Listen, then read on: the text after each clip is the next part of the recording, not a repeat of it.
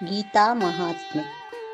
ಜ್ಞಾನಂ ತೇಹಂ ಸವಿಜ್ಞಾನಂ ಇದಂ ವಕ್ಷ್ಯಾಮ್ಯಶೇಷತಃ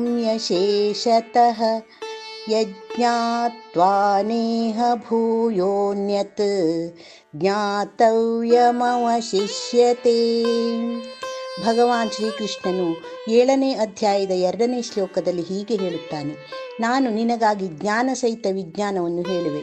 ಈ ಸಂಗತಿ ತಿಳಿದ ಬಳಿಕವೂ ತಿಳಿಯಲು ಯೋಗ್ಯವಾದದ್ದು ಏನೂ ಬಾಕಿ ಉಳಿದಿಲ್ಲ. ಜ್ಞಾನ ಎನ್ನುವುದು ಅನುಭವದಿಂದ ಬರುವುದಾಗಿದೆ. ಅನುಭವವೇ ಜ್ಞಾನವಾಗಿ ವಿಜ್ಞಾನಕ್ಕೆ ದಾರಿಯಾಗಿದೆ.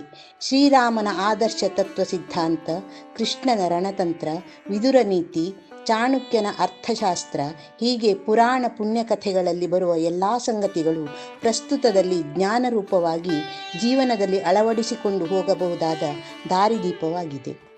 ಮನುಷ್ಯ ಪ್ರಬುದ್ಧನಾದಂತೆಲ್ಲ ಶೂನ್ಯದ ಅನ್ವೇಷಣೆಯಾಗಿ ಭೂಮಿಯು ಶೂನ್ಯದಂತೆ ಗೋಳಾಕಾರದಲ್ಲಿದೆ ಎಂದು ಗೊತ್ತಾಯಿತು.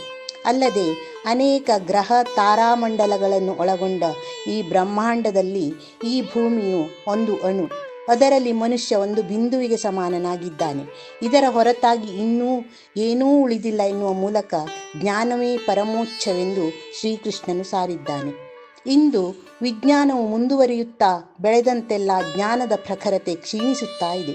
ಕಾರಣ, ಮನುಷ್ಯನ ನಾನಾ ಪ್ರಯೋಗಗಳಿಂದ ಏರ್ಪಟ್ಟ ಜ್ಞಾನವು ಇಂದು ವಿಜ್ಞಾನಕ್ಕೆ ಮಾತ್ರ ಸೀಮಿತವಾಗಿ ಜ್ಞಾನರಹಿತ ವಿಜ್ಞಾನವಾಗಿದೆ. ಜಗತ್ತು ಪ್ರಸ್ತುತದಲ್ಲಿ ಡಿಜಿಟಲೀಕರಣಕ್ಕೆ ಮುಖ ಮಾಡಿ ಜನರಲ್ಲಿ ಓದುವ ಮತ್ತು ಬರೆಯುವ ಅಭ್ಯಾಸ ಮರೆತು ಹೋದಂತಾಗಿದೆ. ಶಿಕ್ಷಣವನ್ನು ಪ್ರಚಾರಕ್ಕಾಗಿ ಉಪಯೋಗಿಸಿಕೊಂಡು ಜ್ಞಾನವನ್ನು ಮಾರುತ್ತಿದ್ದೇವೆ. ಇದರಿಂದಾಗಿ ಈಗಿನ ಪೀಳಿಗೆಯ ಜ್ಞಾನವು ಕೇವಲ ಸೀಮಿತ ವ್ಯಾಪ್ತಿಯಲ್ಲೇ ಉಳಿದು ಹೋಗಿ ಮುಂದಿನ ಪೀಳಿಗೆಯವರಿಗೆ ಇದರ ಕುರುಹೇ ಇಲ್ಲದಂತಾಗಬಹುದು. ಅಲ್ಲದೆ ಕಾಣದ ಲೋಕಕ್ಕೆ ಲಗ್ಗೆ ಇಡುವ ಇಂದಿನ ವಿಜ್ಞಾನ ಜ್ಞಾನದ ಪ್ರಸಾರ ಮಾಡಲಾಗದು.